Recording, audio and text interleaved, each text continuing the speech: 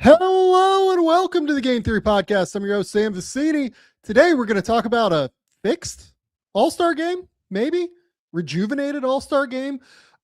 Exciting game where Anthony Edwards and Kawhi Leonard and Victor Wembanyama really went after it. It was really, really fun. We'll talk about why we think this works as a format. And then we're also going to do something called the Tank Commanders Sickos Draft. We will explain as we go through it. There are rules. It is complicated. We will discuss. But first, let's hit the music. They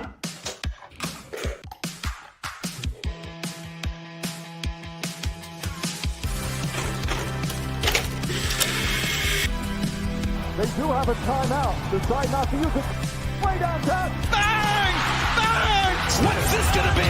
Wow! Are you kidding me? Hello and welcome to the Game Theory Podcast. I'm your host, Sam Vecenie. But if you watch the tape, what you will see completely orchestrated this game. Bryce, what's going on, buddy? What's up, Sam? How are you? I promised you a surprise for this episode, and it's not quite ready. So I will bring that to you a little bit later into the episode. My surprise is not this All-Star game that was actually enjoyable to watch. I will be honest, I didn't see a whole lot of anything before today. I expected today to be a joke and us to clown about it for 5 or 10 minutes and then get to the rest of the episode.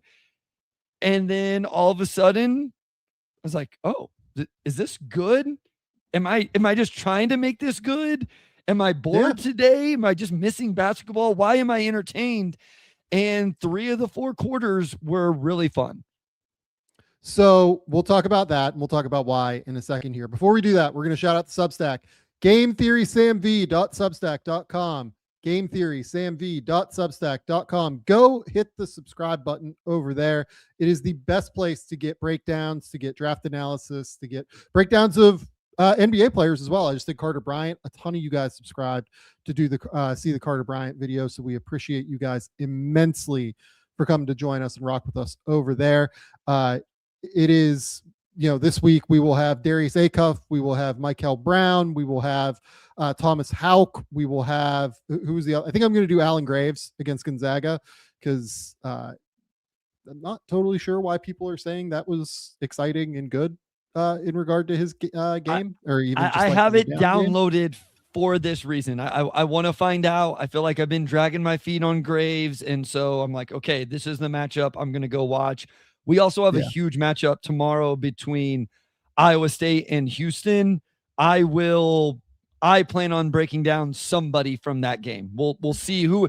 We'll let the game happen, and then I guarantee you one of Sanak, Flemings, Emmanuel Sharp, Joshua Jefferson, heck, and maybe Killian Torrey. I don't know. Somebody will do. Momchilovich. Somebody will deserve a breakdown after that game on Monday night. Game Theory, samv.substack.com. Go subscribe. Okay, so let's talk about All-Star. And I think that it's like very simple in terms of why this worked, right? I don't really think it had a lot to do with the fact that it was world versus, the USA, right? Honestly, I kind of thought that the old versus young was kind of working for a minute up until the older guys kind of ran out of gas a little bit. To me, it was like way more structurally simple than that. It was just, I texted you this. The fourth quarter of the All-Star game, as long as it's close, tends to be really good. And it tends to be exciting. It tends to be thrilling. Guys tend to really care. They really go after it and get after it in those moments. And essentially what Adam Silver and the NBA have done here is that they've created 4 fourth quarters of the All-Star game where these guys have to be hyper engaged or else they lose. You're only on for 1 quarter or else you're done. So to me, I think that the reason that this worked is the idea that they basically created 4 fourth quarters in the All-Star game by doing it this way. And you saw it in the way, and we'll talk about some specific players. I think some specific players, particularly starting it with the world versus the young team, really helped elevate the level and the intensity at a high level. But more than that, I really do think that the NBA has something with this structure. And I'm really, really excited to kind of see where it goes now moving forward. I actually find myself wondering right now, and I don't want to like continue to tweak it and all of that. Like, I want us to just enjoy what we got tonight. But I'm wondering too, what if you just shrunk it even more? Like, what if it was like 8 minutes? Because then you really have to, the players know it's only 8 minutes, but we have to go right from the start. So I wonder. I too wonder if the world versus USA stuff matter, the young versus old. I don't know. I'm giving more credit to this particular format and the players we're about to talk about. And my last thing before we get into them is this is what it can be, Sam. I get very frustrated when people say, well, they can't go so hard, they're going to get hurt. They know there's a certain level. No, nobody wants to see playoff basketball. I don't even think we need to see a high level regular season game. These guys are so talented. They understand where they can put themselves in danger and somebody else in danger and where they can't. But what they did today was they played a very, for the most part, contactless game of basketball, which is something you can do. But they played defense in a way that I was able to appreciate the talent. And I think that's where the All-Star games was starting to get it wrong. You couldn't even appreciate the talent because it was wide open. Nobody else on that side of half court. It was wide open catch and shoot threes. You think about even the Scotty Barnes shot, like Wemby and Cat were at least rotating there. The De'Aaron Fox shot, Cade ran him off the 3-point line and he had to make the one side dribble shot. The Kawhi shot over Cat was right there. Like, if you're just kind of there, I can appreciate what the offense is. We can appreciate what these guys can do on the offensive end. And I think that's what we got today with some like, hey, I'm actually going to block your shot if you just kind of throw it up there half-heartedly. The other thing is, before we get to the guys we loved, don't play Jokic and Doncic if they don't want to play. I don't care that they don't want to play, and I don't care that they set them.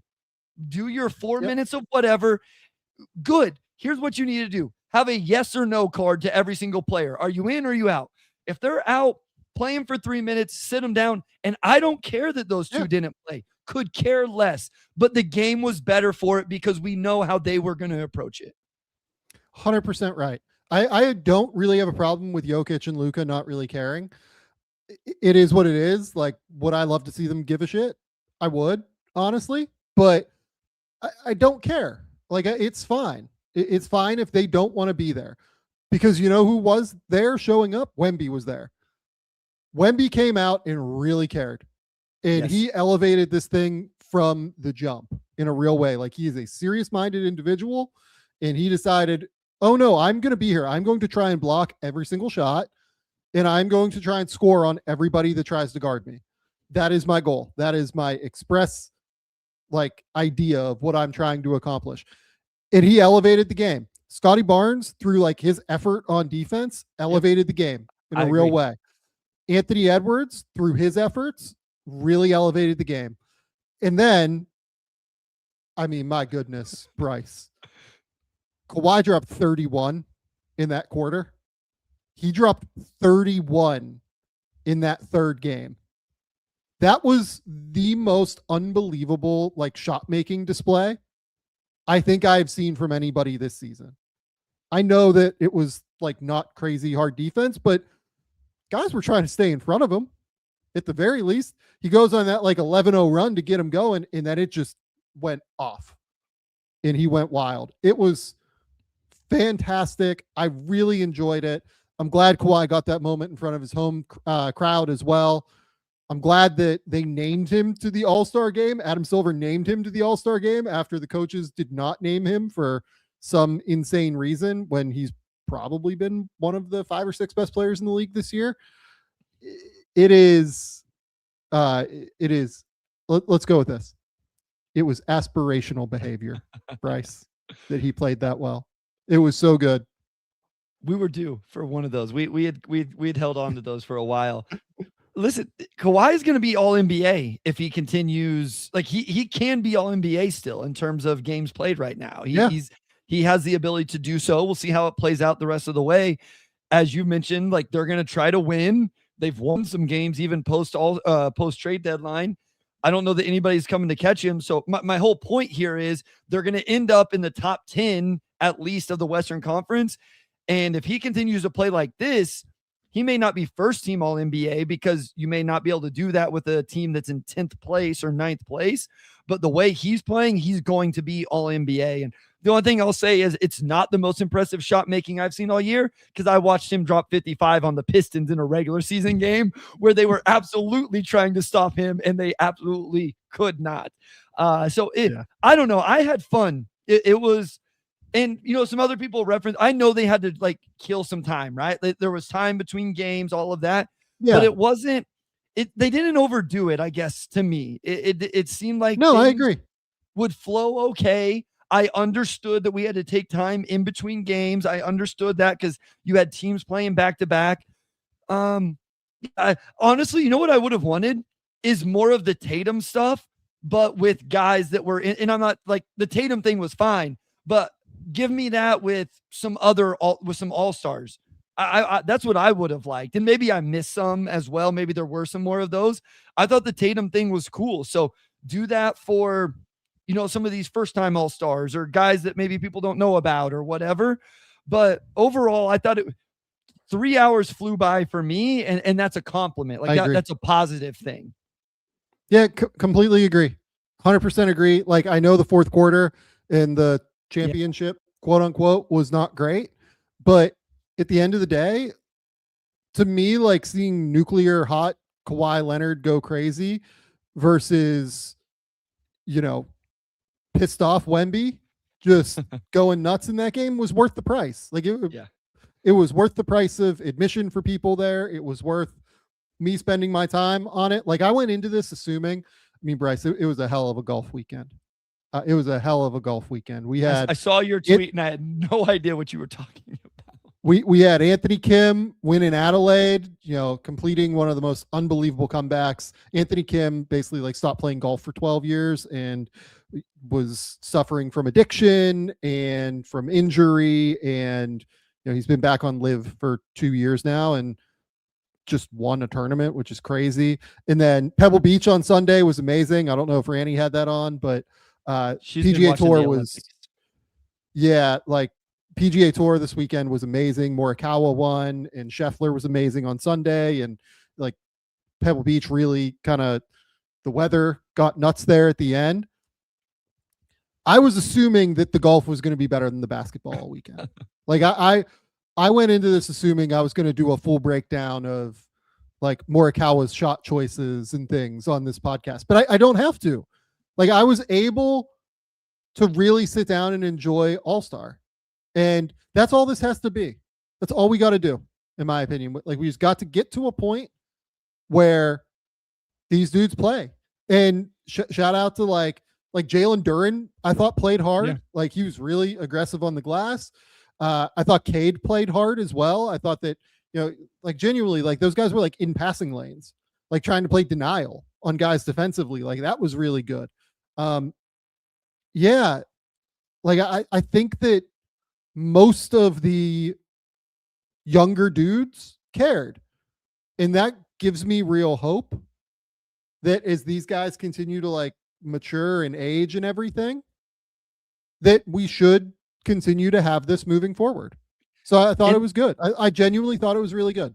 And this is where it's different than football, because if you take the contact out of football, it's flag football. So they might as well go play flag football. And this is no shot at the NFL or the game of football or whatever. Just it is what it is, right? Like, and it's a lot harder to just say like, well, don't hit as hard. I coach high school football. We play thud at some of our scrimmages and stuff. And it's just a tough concept to understand and all of that. In basketball, I do think it's easier to just have an understanding of, we're going to take some of the physicality out of the game. we're not going to go challenge. And we even saw some of it, like Chet challenge the Jaylen Brown lob. Somebody challenged Wemby at the rim and sent him to the free throw line. That one actually made me a little bit nervous, but in general, you can be in the right spot between somebody in the basket, make them make a tough shot without overly contesting where you might accidentally get in their landing space, or you're not stepping over to take charges. You're not really challenging at the rim, but just the fact they sprinted back in transition defense, at least we took away all of the just random throw over the top dunks that we don't need that. We saw shot making. We saw cutting. Sam, we saw a sick sideline out of bounds play and Wemby get a pretty good look. I tweeted out, we could break down a sideline out of bounds play from the All-Star game and an overhelp weak side rotation in the All-Star game. That's all I need to say to tell you how competitive this thing was tonight. Yeah, like Karl Towns, like playing no 3 defense by like digging into a drive from the high side of like the wing. Like Wemby was furious. It was amazing. It was so bad. If the Knicks Pistons discourse wasn't already what it was, I was going to tweet out like, everybody's on brand tonight. The scouting report showing up. Karl Anthony Towns over helping on a 3-point attempt. And then I was gonna like lessen the blow because I'm be like, and Cade Cunningham missing 3 short, because that's what Cade does, and that's what he did to start the game. But I was like, no, Knicks fans, I don't want to make them mad, so I left it alone. Which I said it here, so now I'm in trouble. But GMAC, defend me whenever the time comes. Look, I didn't think anything on Friday worked. I didn't really think Saturday worked at all either, to be honest, from what I saw. Like Lillard winning the 3-point contest was pretty cool. Yeah. But I mean, the dunk contest, like there was really like the Carter Bryant one dunk was pretty good. Other than that, I thought it was pretty, substandard, even given, what we've seen recently in the dunk contest. It's hard. It's really hard, I think, to figure out what to do with All-Star Saturday. Like I've heard ideas of maybe we move the NBA Cup final to All-Star weekend, and that's like a centerpiece. We do like an All-Star event kind of like this on Saturday, and then have like the NBA Cup on Sunday as the finale. I think that'd be pretty cool, to be honest. I'm in favor of that. But honestly, like as long as Sunday is good, everything else kind of gets papered over to me. And this is a good Sunday for the NBA. I thought this was a good All-Star game in a really good format that I hope the NBA continues with. I would not change the format on this. Like, even if you can't go USA versus world, like I think that's okay. Like to me, it's more that you basically created the intensity of making sure that you get close, like single quarters of high intensity basketball. And that's what I hope that they would stick with. Yeah, no, I agree. I think the 3-point competition is cool. The one-on-one competition idea is awesome. I would sign up to watch that. I just don't think it's going to happen. I don't think guys are going to sign up for it. I've heard some interesting ideas of like, just let them play little kid game. Like, let them play knockout. I think it would be cool if I would watch, but the dunk, I'll be completely transparent, Sam. I haven't seen a single one. I just did not care. If it was that good, they would be all over Twitter, and I'll show you why. So here's my surprise, Sam Vecenie. Did you get a dog? Oh my, look at that. What is her name? That looks like a girl dog. It is a girl dog. Her name is Winnie. Winnie is a very good dog. Winnie is a very good dog. This is her first full day with us here. So, my God. I am in love with Winnie.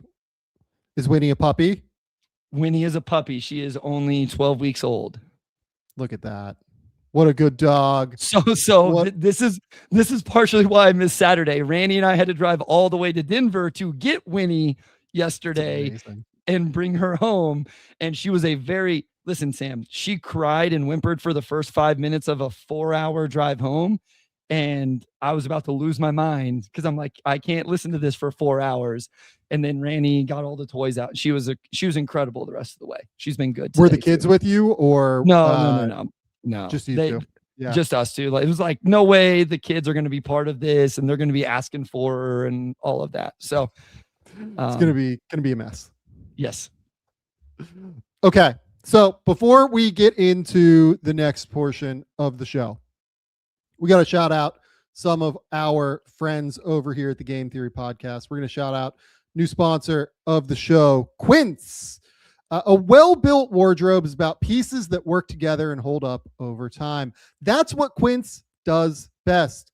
Premium materials, thoughtful design, and everyday staples that feel easy to wear and easy to rely on, even as the weather shifts.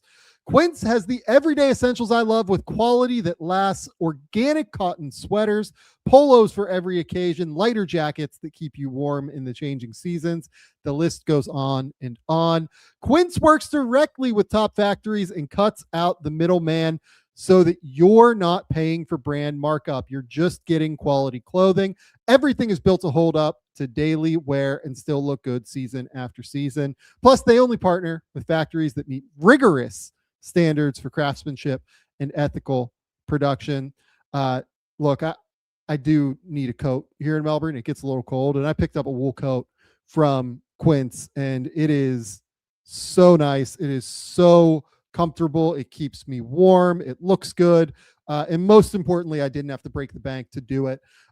Refresh your wardrobe with Quince. Go to quince.com/game theory. That's QUINCE.com/game theory for free shipping on your order and 365-day returns. Now available in Canada too. That's Quince, QUINCE.com/game theory. Free shipping and 365-day returns are available. Quince.com/game theory.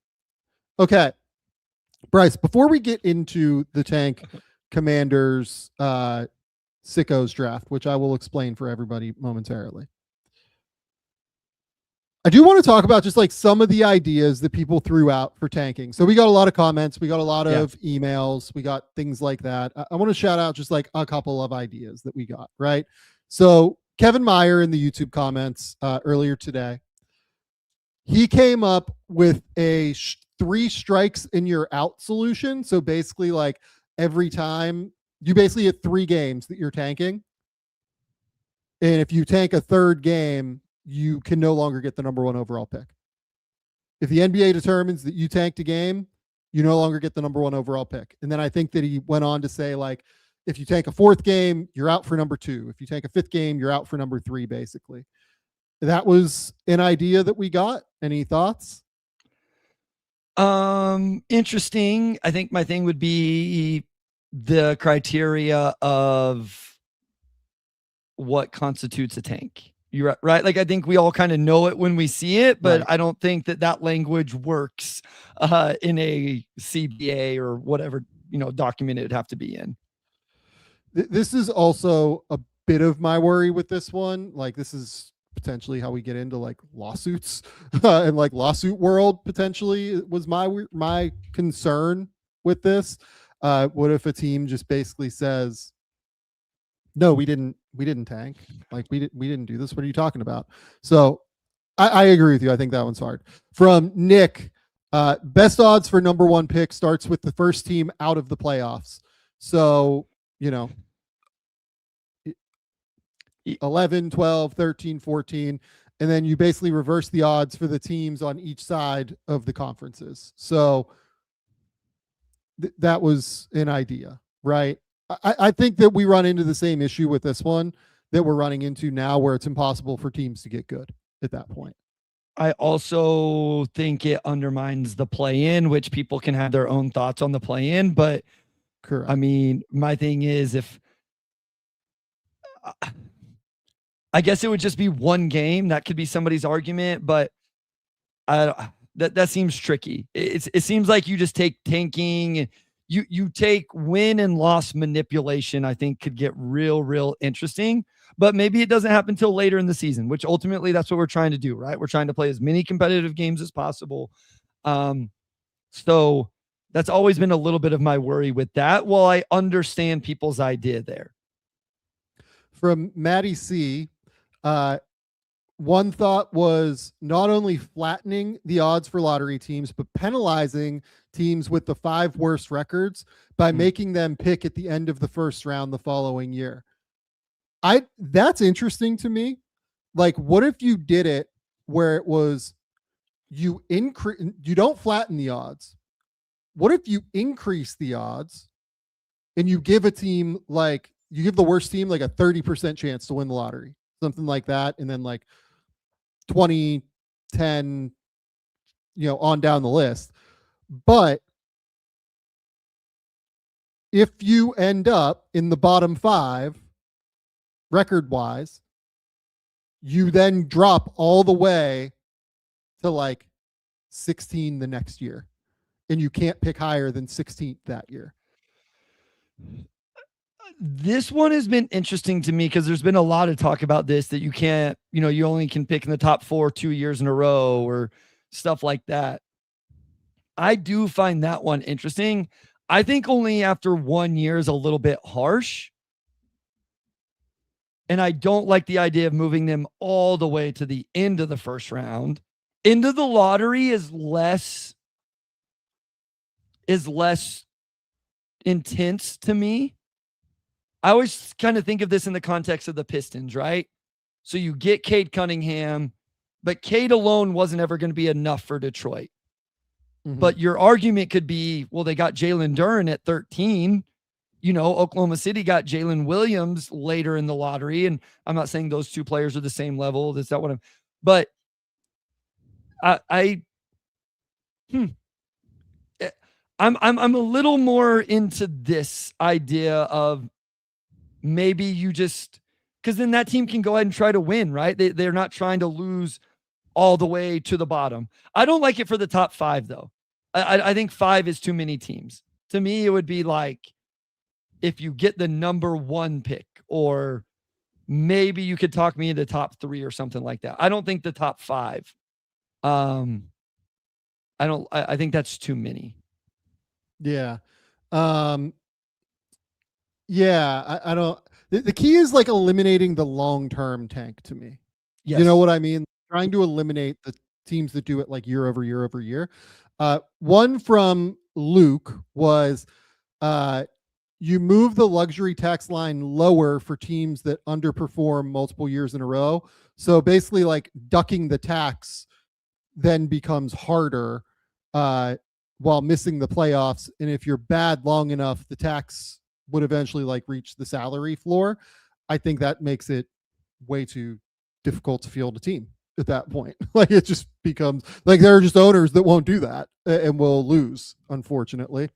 One from Zach Erickson was, why not let the ping pong balls carry over an even split of new ping pong balls each year for non-playoff teams added to your balance? Then ping pong balls are wiped out for teams that make it to the second round of the playoffs. Also, ping pong balls can be traded, was an idea. That's a good idea. Okay. That would be fun to Zach track. Erickson, yeah, in the comments. That's kind of interesting. Make it so the only way to improve your draft position is to win as much as possible. Again, like once we start just incentivizing winning, to me, it becomes difficult for teams that are just like genuinely bad to make the requisite improvements that they need. I think I'm okay with like winning for a portion of the season, like the last 15 or so games. A tournament, like I've heard that idea. I heard Shams say that. I don't understand. Insane. I don't understand. Yeah, nobody is going to think that they're going to play it after the 82. There's no way. No, the idea was that like if you're in the bottom, however many teams, bottom 8 teams or something, your last 3 games are determinant of the draft order. NBA players aren't going to care. They're like you're playing to have your replacement drafted, basically. And then you make all the good teams play each other the final 3 games of the year because they're the only teams left on the schedule.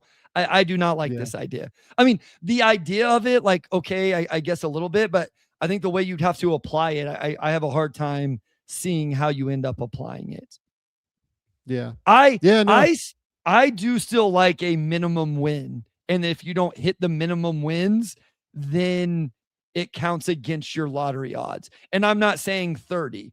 I mean, what if every team in the league Simmons got to brought something like this up recently? Yeah. like, what if you just got everybody got to you have to get to 21 wins? You know, like what is Utah at right now, Sam? How many wins are they at right now?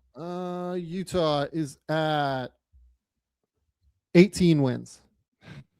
So this would be the counter. Like they just go win 3 games real fast and then go straight tank. So yeah. Correct.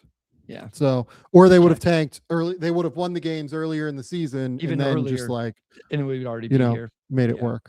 So, yeah, no, like to me, again, like the reason I came up with like the fundamental solution that I did, which is just like put 10% of the money in escrow and then like base it on wins. Like to me, the solution has to probably be just like more fundamental in nature on this stuff. I don't think there is a great solution to fixing tanking because the intense value of a single player in a draft is so valuable. But I heard an idea last night that I can't really share that I thought was pretty good from someone that works for an NBA team. I'll be interested to see if this person brings it out or not at some point, like tries to have it go through. But I heard a good one last night that I thought was the closest I've heard, but it's hard. It's very hard. Yeah. I also think we're quick to forget that we've all crushed the Bulls for 5 years for playing in the middle and not tanking. And then we get mad. And I will say this. I don't know that fans are mad at teams as much as they are the system. I do think that for the most part, most people, I know there's a lot of like Utah Jazz discourse right now, but in general, I think most people are upset with the system and want the system fixed. I hope the energy stays there and not directed at teams when this is just how teams have to do it based on the current system. That would be my message. Like you can't yell at Chicago for playing the middle and not breaking it down when they should, and then be mad at Utah for breaking it down and trying, I think that's a little unfair to do. Yeah, no, I agree. Since we've last recorded, the NBA has fined both the Jazz and the Pacers. The Jazz got the $500,000 fine because I think it was their second time. And then the Pacers got a $100,000 fine for violating the player participation policy in connection with the team's game against the Jazz on the 3rd, where Siakam and 2 other starters could have played under the medical standard and the policy, apparently. But the big one was the Jazz. Again, to me, it's really hard to look at what Utah is doing and see it as any different than what a number of other teams are doing and have done. So I did not love seeing Utah get fined in the way that they were fined. I didn't think that it made all that much sense to me. Yeah, I agree. We've talked about this with, I witnessed a game where the Wizards players just aren't as good, so nobody talked about it. And Washington ended up winning that game. Yeah, and I want to talk about this. So someone in the comments said, if there was no gambling sponsorship, the NBA wouldn't care at all about tanking. I actually think that that's wrong for what it's worth. This has been a thing for Silver for a while now. The tanking idea. It's why he initially reduced the lottery odds originally. On top of that, like, look, from what I understand in terms of like what sports books are getting on, like the kind of action that sports books are getting on, like, Wizards and Jazz and Grizzlies games in March and April. Like, I don't think that the take is high enough to like really care, honestly. Like, I don't. So I don't necessarily think that the gambling side of it is playing as big of a role as the competitive side of it. Like, I think Silver is a lot more worried about like what this does for the competition integrity of the league, as opposed to like the like optics of sports gambling and things like that, to me. Yeah, I never even think of this side. You know me, I'm not super into the sports gambling or whatever. So I kind of forget that this is I think it's part of it, but I don't know that it's the sole motivation. To me, it's the league hearing the discourse right now in I think so. general about the Yeah. games than it is the gambling aspect of it. I understand That's there's a my gambling read aspect as of it. I well. get that, but I think the discourse on every podcast on all social media platforms is obviously something the NBA monitors and saw, and that's why it's concerning to them right now. Yep. Okay. Before we get to the Tank Commander Sickos Draft, we're going to shout out Surfshark. Today, we're brought to you by Surfshark. Surfshark develops humanized privacy and security concerns and solutions to safeguard your data and privacy online. It allows you to virtually travel the world, browse privately by encrypting your internet activity, blocking ads that get in your way, and more. Using a VPN is like wearing an invisibility cloak online. All your activity is encrypted and private, hidden from tracker snoopers and data brokers. Surfshark will allow you to change your local or your virtual location to safely stream content from home or unlock regional shows and movies that might be restricted in your current country. Because I live in Australia, I do this stuff all the time in order to watch shows and movies that get released in the United States.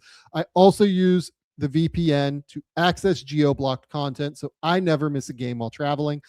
When I'm using public internet connections, Surfshark makes it so I don't have to worry about my personal information. Never worry about an unsecured cafe, airport, or hotel network again. They encrypt your connection to protect your personal details and financial data from hackers. My personal favorite add-on is called Alternative ID, which generates a brand new online identity and email address for you to use. So when websites ask for my info, I give them the stunt double details, and my personal data stays completely private.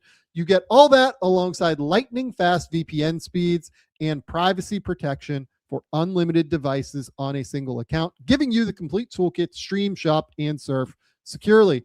Secure your privacy today with Surfshark. It's completely risk-free with their 30-day money-back guarantee. Right now, go to surfshark.com/game theory. That's surfshark.com/game theory, and use my code game theory to get 4 extra months at checkout. That link and code are in the show notes and episode description. Surfshark.com/game theory. Okay, Bryce, here we go. I came up with this idea because I was worried the All-Star game was going to be bad and that we were going to need to basically like counter program the All-Star game, right? I was concerned that it was going to be like everyone was so frustrated with the stars that they just would not want to talk about the NBA star players tonight. Unfortunately for us, but fortunately for the league as a whole, honestly, that didn't work out. And we're in a pretty good position now where people are excited about the All-Star game. But that's not going to stop us from going down this road. It is time for the Tank Commanders Sickos Draft. So, the rules of this: Bryce and I are each going to draft 5 players. The rules of the draft are as follows. The players have to be averaging 10 points per game or fewer. They have to be playing for a tanking team. Right now, the teams that I would qualify as tanking or as just bad are Brooklyn, Indiana, Chicago, Milwaukee, Washington, Utah, Sacramento, New Orleans, Dallas, Memphis. But if there is a team that Bryce wants to project as potentially having to tank later in the season, for instance, you can take a player from that team. But if that's the case, Andrew, GMAC, our producer, will become the arbiter of tanking integrity and make a determination on if the team is actually tanking and thus if that player's game counts. What are we trying to do here? We're trying to project the players that will come out of nowhere, like Malachi Flynn did, like a phoenix from the ashes, to drop 50 points for the Detroit Pistons. What was that? 2 or 3 years ago? 3 years ago, right? Okay, so real quick, I got to shout out our guy, Alex Spears, over on The Athletic, NBA Daily, but it was Saturday Slam and Jam, and he gave the top 4 positive reasons for tanking, and one of them was all of the legends of tanking teams, like these just random players. Right. And as he was talking about the Oklahoma City Thunder players that they remember from their tanking seasons, the very first one that came to my mind is what you just mentioned with Malachi Flynn. Yeah. The Oklahoma City Thunder, like, honestly, they only tanked a couple of years. Like, they weren't as egregious as people like to remember, but you go through and you look at some of those like April games against the Kings or May games against the Kings. Some of these box scores are pretty gnarly. Like when it was Baisley, Pokashevsky, Moses Brown, Teo Maladone, Isaiah Roby, with Gabriel Deck coming off the bench. Some of this is not super sweet for the Oklahoma City Thunder, but Kenrich Williams went out and dropped 20 in a game, so that was pretty fun. Okay, so the scoring system is as follows.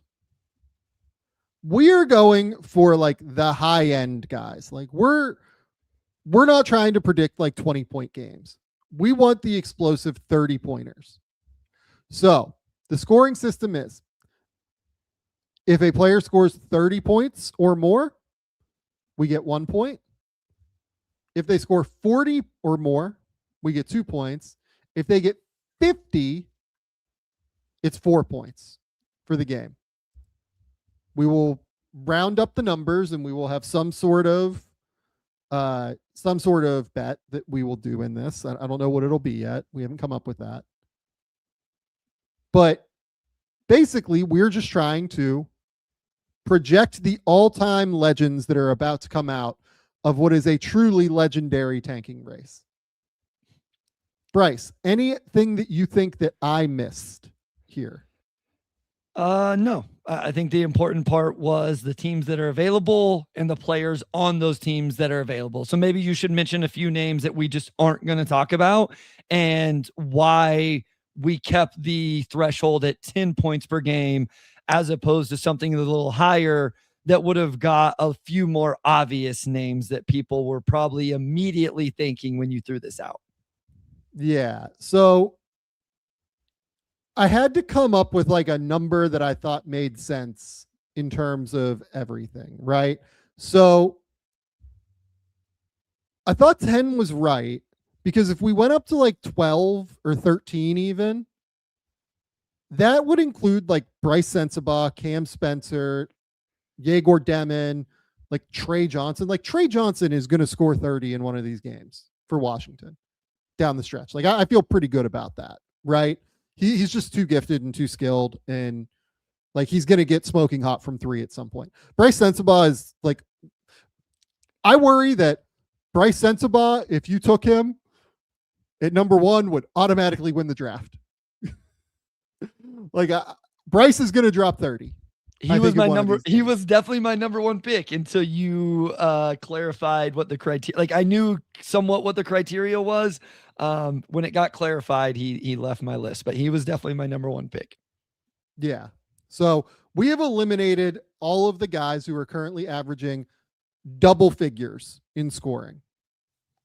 So with that being said, those are the rules for the Tank Commanders Sickos Draft. Have I explained everything, Bryce? Are we there? I think we're there. Okay. I'm going to give you the first pick. I'm perfect. I'm fine with giving you the first pick. Awesome. I'm going to take Jaden Ivey. Jaden Ivey this year is only averaging 8.5 points per game, but Jaden Ivey in his career, and I think of all the guys that I'm going to looking at, because some of my guys are just going to be vibe guys because I like him. Jaden Ivey has 7 30-point games in his career. The last was in April of 2024. Obviously has a bunch of 20-point games throughout his career as well. And I think in Chicago, I know they have a bunch of guards, but I would imagine they are going to prioritize him. I'm a little bit nervous on what the minutes are going to be like for him. In Detroit, it was a little bit less. So far in his 4 games in Chicago, though, he's a little bit closer to 30 minutes per game. So, and he's been shooting the 3 well. I mean, consistently now through the last few seasons, he's at 39%. So if he gets his legs back even a little bit coming out of the All-Star break, I will take Jaden Ivey. One, I think there's a chance he gets a couple 30-point games, and 2, I wanted to throw some good vibes his way. Yeah, Jaden is interesting. He has multiple 30-point games in his career. He is currently averaging 8.5 points per game, so this is totally legal, even though he's averaging, I think it's like 11 or 12 for the Bulls. With Chicago. Yep.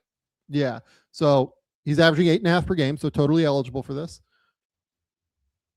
I was a little bit worried about like the shooting a little bit. I think he's made enough shots this year to where it's fine, and he looks pretty comfortable shooting threes. More than that, I was a little bit worried about the burst than anything. 100%. And I was yeah. wondering if he would get there. And I'm actually going to stay with the Chicago Bulls for my first pick. Okay. I am going to take Rob Dillingham as my list. number 1. Love it. I think Dillingham is just one of those dudes who can get just smoking hot at some point, like where he's just on fire, breaking guys down. Defense is optional in these games. We don't care if he can't guard. We just want the buckets. Yeah. So far in his 3 games, he's come off the bench. He's played 25 minutes a night. He hasn't even really made shots yet. Like he hasn't taken a ton of threes even. And he's still averaging 11 points per game with 4 assists per game. Am I worried that maybe the assists will be a little bit too prevalent for Dillingham? Maybe. But I know that if he gets hot, that dude's going to go. And Dillingham currently this year is averaging 4 points per game, well within our barrier here. We've seen Dillingham just get rolling from 3 at Kentucky. He can play off of the shot and drive all the way to the rim pretty consistently. Just an explosive scorer. I think this is a good one. I'm in on Dillingham. No, I think it's a good call. He was, I think you mentioned you had 14 or 15 names. I have 14 or 15 names as well. I'm interested to see how many, I guarantee some of them are overlaps, but I think here at the top, we'll probably have a few. And he was definitely one of mine. It's just like, how many of these Bulls guards are going to play? You know, like how much is Anthony Simons, Colin Sexton, and Trey Jones going to screw this up for us?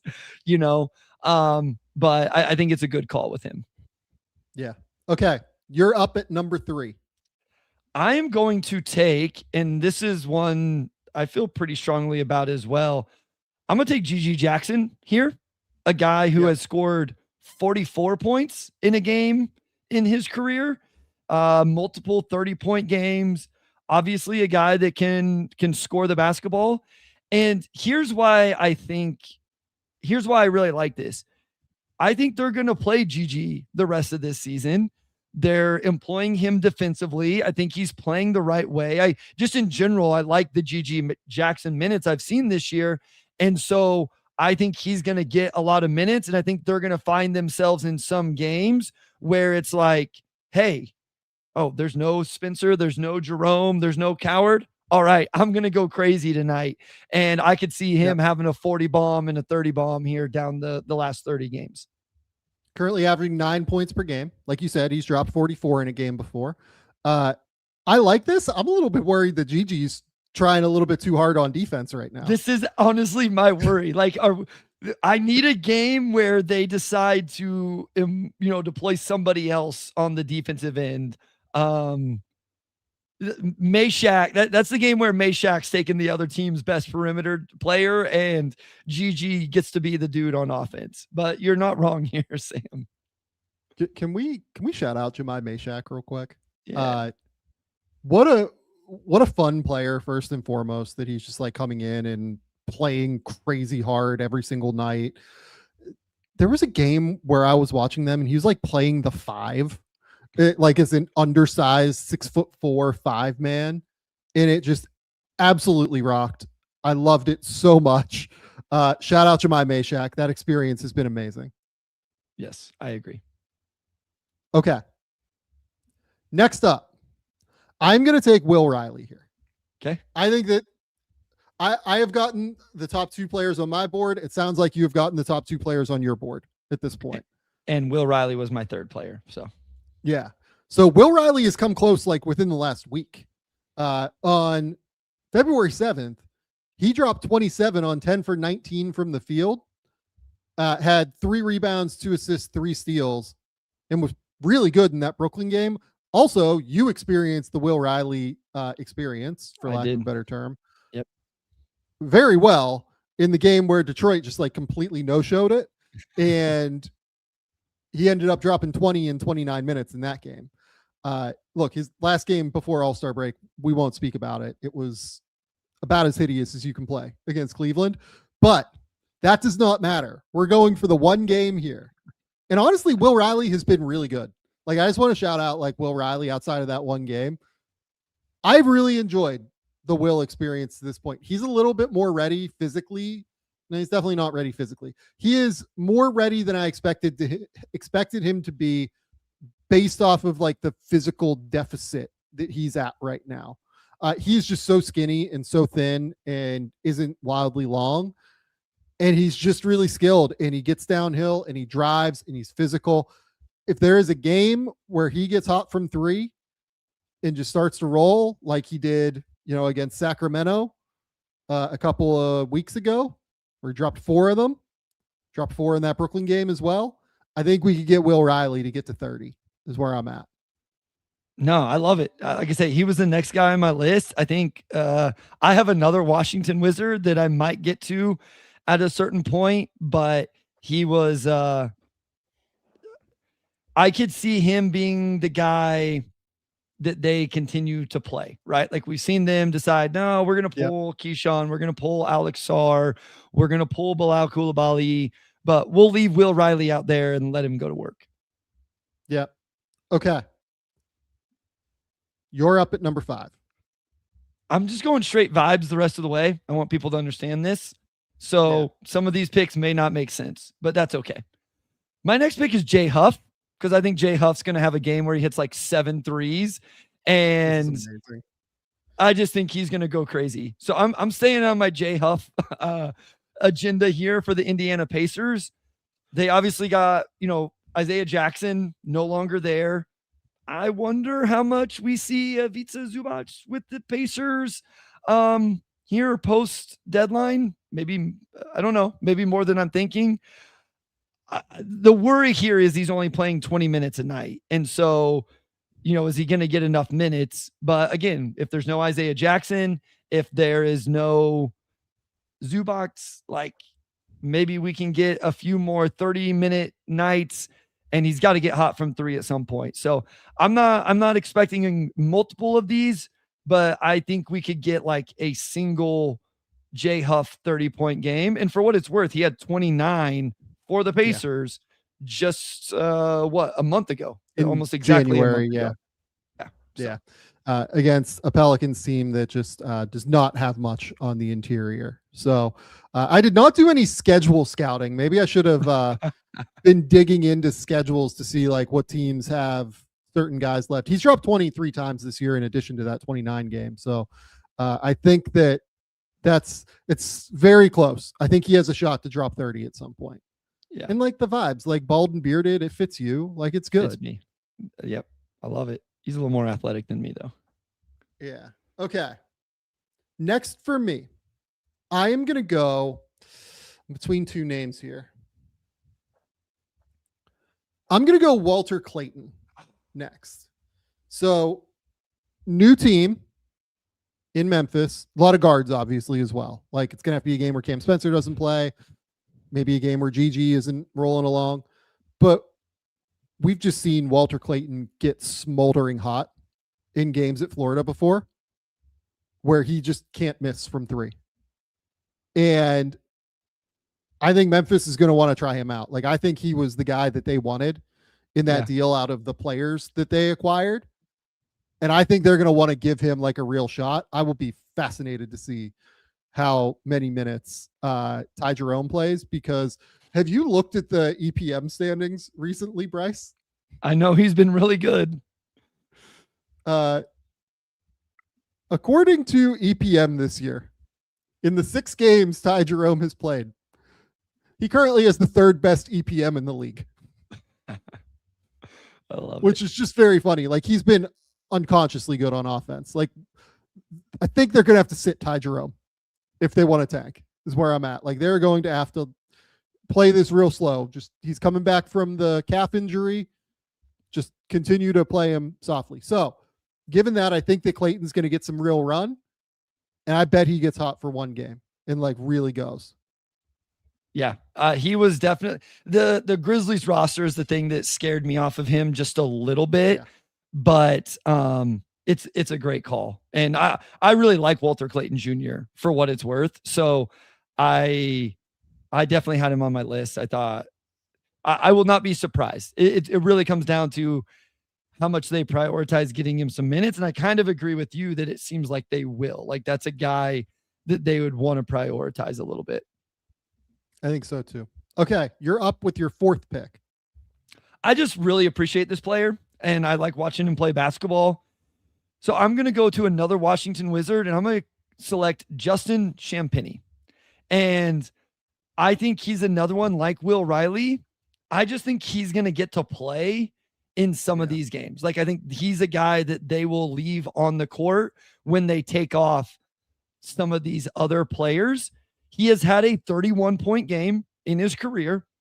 It's a game where he got hot from 3. He's had a 27-point game in his career last April, for what it's worth, where he went 5 of 9 from 3. He's also a guy that rebounds the ball really well. So go grab 4 or 5 offensive rebounds, get some cheap ones there. Go get defensive rebounds and just lead the break, and then get hot from 3 for a game or 2. And maybe we get over 30 once or twice. Yeah, I like this. This is pretty solid. Like, he's definitely going to work like crazy hard. And in some of these games, like down the stretch of the season where like guys have played 75 games in a year, and sometimes the tenacious dude that is just out there grabbing offensive rebounds and being hyper aggressive and physical, that guy can drop 30. Like, if he gets like 6 offensive rebounds and gets putbacks on like 4 of them, and then, you know, makes a shot and makes like 5 threes or something and gets to the line, like that game can happen. I think that game can definitely happen. Yeah. Okay. Next up, I'm taking a guy who actually has scored 30 in a game this year. I am going Nick Clifford. Okay. I think they're really going to want to see what he looks like on the ball. And the results so far, like for the Kings, have actually been pretty interesting. Like, his last 2 games before Allstar, not great. He went 5 for 31 in those 2 games, but dished out 6 assists in both of them. And it was ugly, but he just didn't make shots, right? In the game before that, he went 12 for 19, made 5 threes, and dropped 30 points. So, within the last week, he's dropped 30 against Cleveland. I think Nick is going to get a shot here. I think they want to see what they have in him in a big way, especially with Zach LaVine being hurt right now. I think he has like a real chance to just go for it at this point and see what it's going to look like. Yeah, no, he was. It's interesting. I was in a chat the other day that was kind of throwing shade at Nick Clifford, and I was like, I kind of like what I've seen from Nick Clifford so far. Like, I don't think it's been unreal, but I haven't been out on him. And I think he does a lot of the little things that even go beyond the box score, but it seems like they're in a situation, with LaVine out. We'll see what they do with some of the other vets, where Keegan Murray ends up, all of that. And then just where they're at in the standings. I mean, I'm going to go Sacramento King with my next pick as well. So I think we're going to get a chance to see the Devin Carters, Nick Cliffords, Dylan Cardwells, all of those guys here for the last 30 games for the Kings. I'm into it. Okay. You're up next with your I'm gonna go Sacramento King that you're taking. I'm going to go Maxime Renault. And so I will stay on brand here with kind of some of my guys. People know that in last year's draft class, Maxime Renault was a guy I was higher on than most. I think a huge part of this is how much does Sabonis play down the stretch. If Sabonis ends up playing a bunch of games, this is going to end up being a pretty bad pick. But if Sabonis doesn't play very many games down the stretch, which I would, we'll see. I think Renault could end up still getting a ton of minutes. And again, this is a guy who dropped 29 2 months ago in a game, has a couple other 20-point games this season, hasn't even exactly shot it extremely well from the 3-point line. So I still think he's a guy that could get hot from there.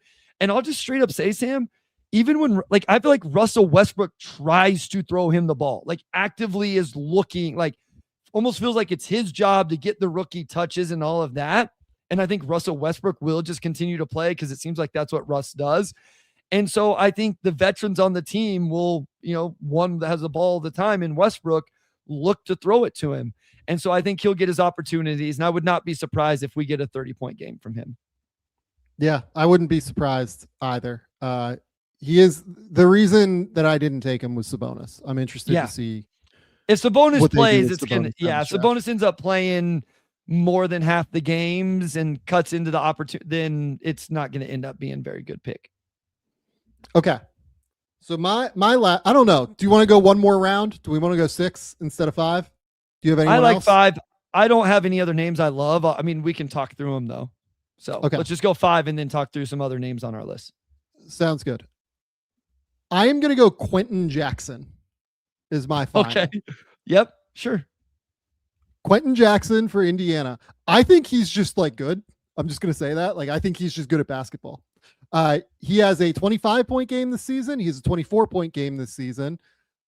I would imagine that down the stretch, they're probably going to play him more. As guys like maybe Naismith and Mathurin being gone now. Maybe you try to get Nembhard some reps out. I'm going to guess that Quentin Jackson is going to play and he's going to score some. And I think he can do that. He can definitely shoot the basketball. And he is an explosive athlete that can get some buckets out in transition as well. He has been a big time G League scorer. If you look at his numbers, it is he can go at that level for sure. He is a real G League guy. I think he can play. I think he's an explosive scorer. I think he's real. I'm going Quentin Jackson is my 5th. That's who I want. Yeah. So I was reading my notes from a recent Pistons game. You see the juice, the season shooting splits don't look too bad. The efficiency that night wasn't great. I think turned the ball over a lot, but he consistently touched the paint in the first half. So you mentioned his ability to knock down shots along with the ability to touch the paint. So I really considered him. I think a Pacers name makes a lot of sense for this. And he was definitely another one that I had thought about. Yep. Okay. So to recap the teams, Bryce has Jaden Ivey, Gigi Jackson, Jay Huff, Justin Champagny, Max Renault. I have Rob Dillingham, Will Riley, Walter Clayton, Neek Clifford, Quentin Jackson. I went rookies. Bryce went vets is what it feels like.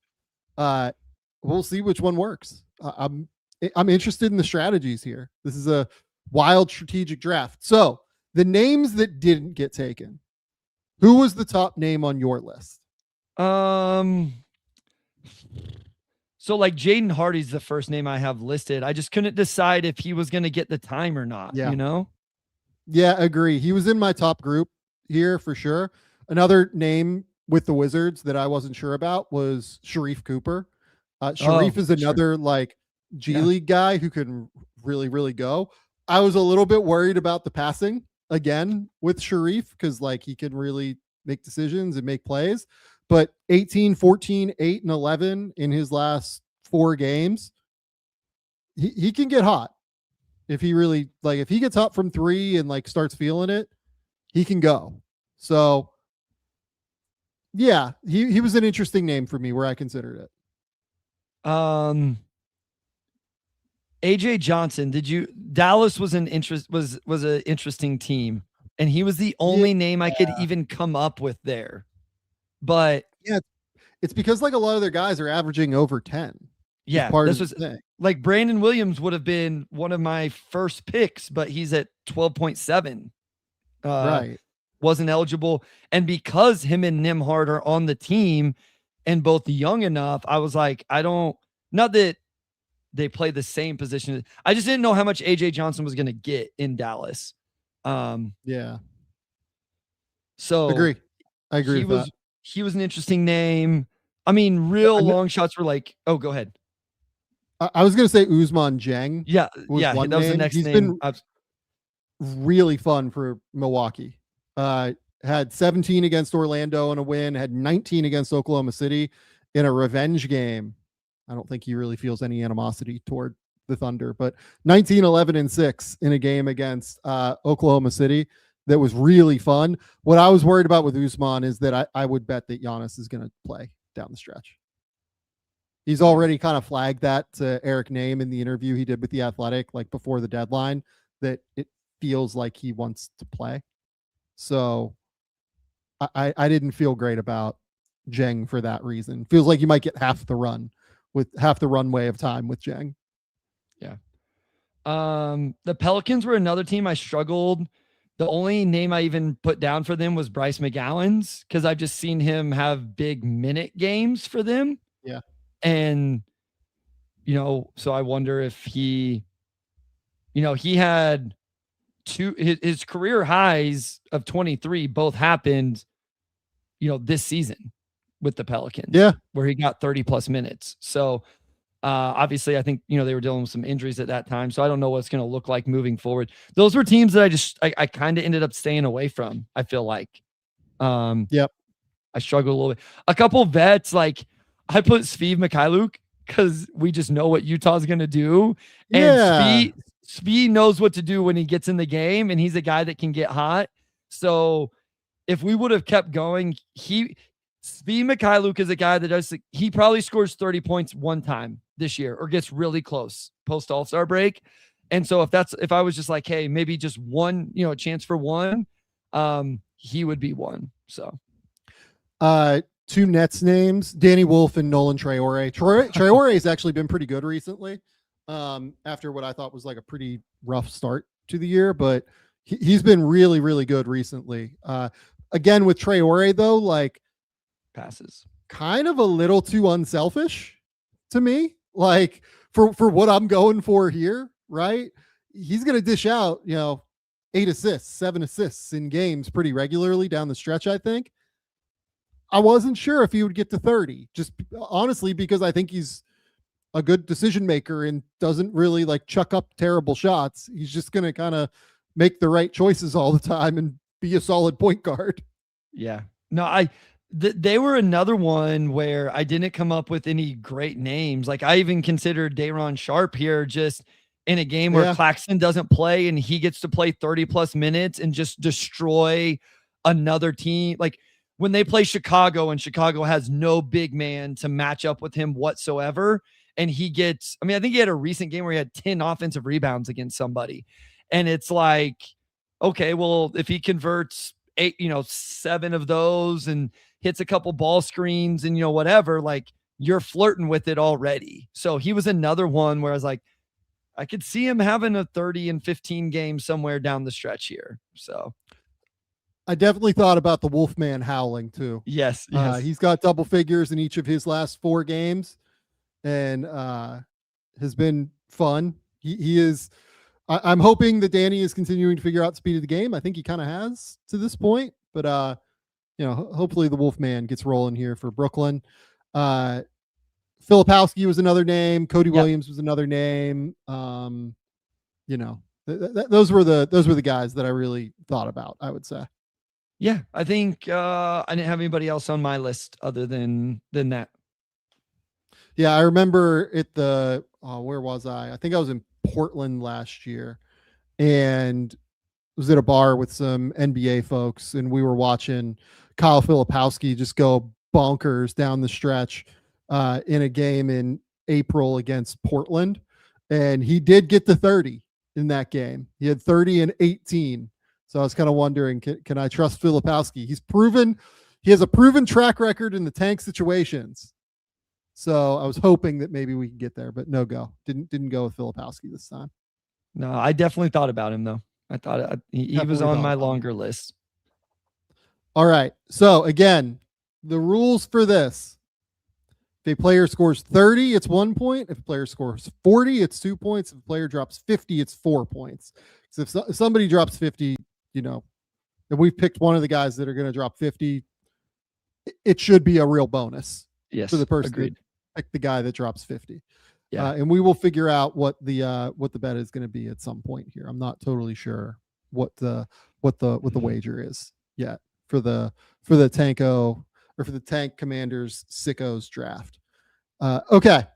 Those are fun names. These legends. Here's why this is important is like we're getting into the serious time of the NBA season pretty soon, and it will be a little bit harder to check in on the Bulls and Jaden Ivey and check in on the Kings and Nick Clifford and Maxime Renault. And we will, but we're getting real close to the point of the season where it's like this playoff race is too competitive, too fun. And especially, once we get right to the end of it. So I thought it was a good idea to give these guys some love and talk about them a little bit. Absolutely. Also just like guys naming dudes. That's what we're doing here. just guys naming dudes on the internet. And there's no better content than guys naming dudes. Okay. Bryce, tell the people where they can find your work. Tell the people what's going on. Yeah, at Motor City Hoops on Twitter, on Blue Sky, Motor City Hoops Substack. If your favorite team plays the Pistons, I'll have notes on them. Game Theory Substack, where obviously Sam is putting out all of his, not just NBA draft, just video breakdowns. Obviously where the NBA draft show is at, and I'm doing some as well. My most recent one was Bennett Sturts. Thomas Houck is coming sometime this week, and I will pick some player from Monday night's matchup between Houston and Iowa State, and then obviously continue to support here at the Game Theory Podcast.